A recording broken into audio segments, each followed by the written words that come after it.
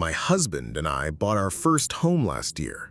It was a charming, slightly older two-story house in a quiet neighborhood, perfect for starting a family. The house needed some cosmetic updates, but we were excited to make it our own. Our first project was tackling the upstairs spare bedroom, which we planned to turn into a nursery. The room was covered in an old, faded wallpaper with a pattern of cartoon animals. As we started peeling back the old paper, we found another layer underneath, a much older, floral pattern.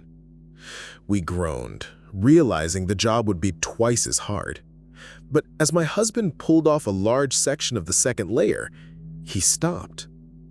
"Hey, you need to see this," he said, his voice quiet. Written directly on the plaster wall in the faint, looping cursive of a child was a list. It was written in pencil, and at the top it said, "The Rules." We read them together, a growing sense of unease settling over us. "Don't be in the room after the sun goes down. He doesn't like the light. If you hear tapping on the window, don't look. He wants you to see him. Don't leave toys on the floor. He will take them to his corner. If you wake up and the closet door is open, close your eyes and sing a loud song until you hear it close again. Never, ever try to talk to him. He will steal your voice." We stood there in silence. It was creepy, for sure, but we brushed it off as the overactive imagination of a child who lived here long ago. "Probably got it from a scary movie," my husband said, and we laughed, albeit a little nervously. We took a photo of it, thinking it was a quirky, weird piece of the house's history, and then continued our work, plastering and painting over the strange message. A week later, our renovations were done, and the room was a bright, cheerful yellow. I was in there one evening, assembling a crib, when I heard it. A soft tap, tap on the window pane. It was dark outside. My mind immediately flashed to the rules, and my heart began to pound. I told myself it was just a branch, but the tree outside the house was too far from the house to reach the window. I forced myself not to look and quickly left the room, a cold sweat on my back. The next night, my husband and I were woken up by a sound from the nursery.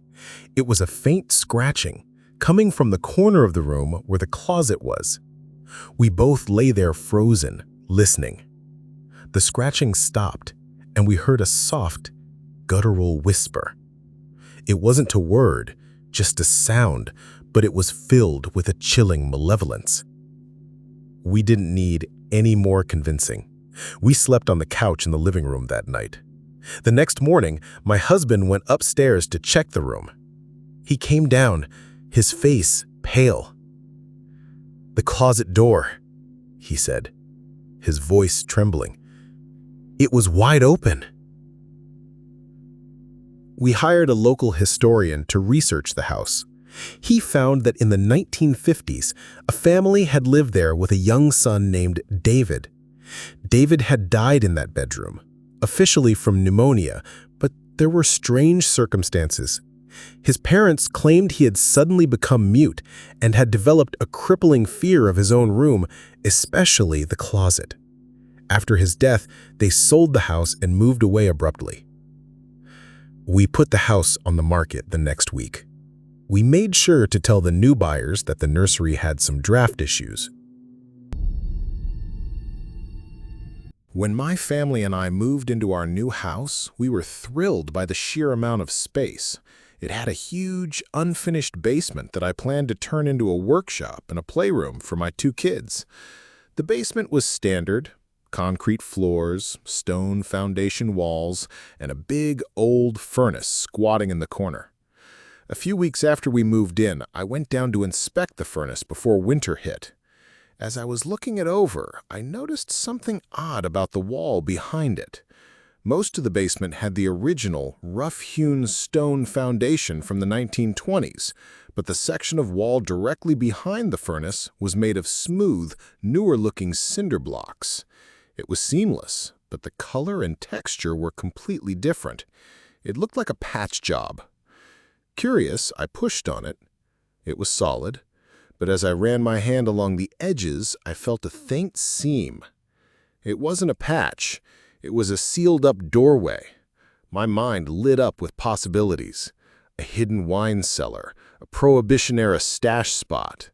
I got a sledgehammer and a crowbar from the garage. It took me about an hour to break through the first layer of blocks. Behind them was a solid, heavy wooden door with no handle or knob on my side. It was bolted shut from the other side. Now I was truly intrigued. I spent another hour smashing the door frame until I could finally pry the door open. The smell that hit me was awful, stale, musty, and filled with a profound sense of despair. I shone my flashlight into the space beyond. It wasn't a cellar. It was a room, no bigger than a walk-in closet. It was completely bare, with concrete walls, floor, and ceiling. There were no windows, and I could tell from the construction that it was intentionally soundproofed. In the center of the tiny room was a single, rickety wooden chair. It was facing the back wall. But that wasn't what made me sick to my stomach. It was the door, the inside of the heavy wooden door that I had just broken down. It was covered, from top to bottom, in scratch marks. Deep, frantic gouges, as if a person or an animal had spent years desperately trying to claw their way out. The wood around the edges was splintered and stained with something dark. I stood there, the beam of my flashlight shaking, trying to comprehend what this room was for. It wasn't for storage. It was a cell, a place to put someone or something and forget about them. I thought about the previous owners, a quiet, elderly couple who had sold the house to us. They had seemed so normal.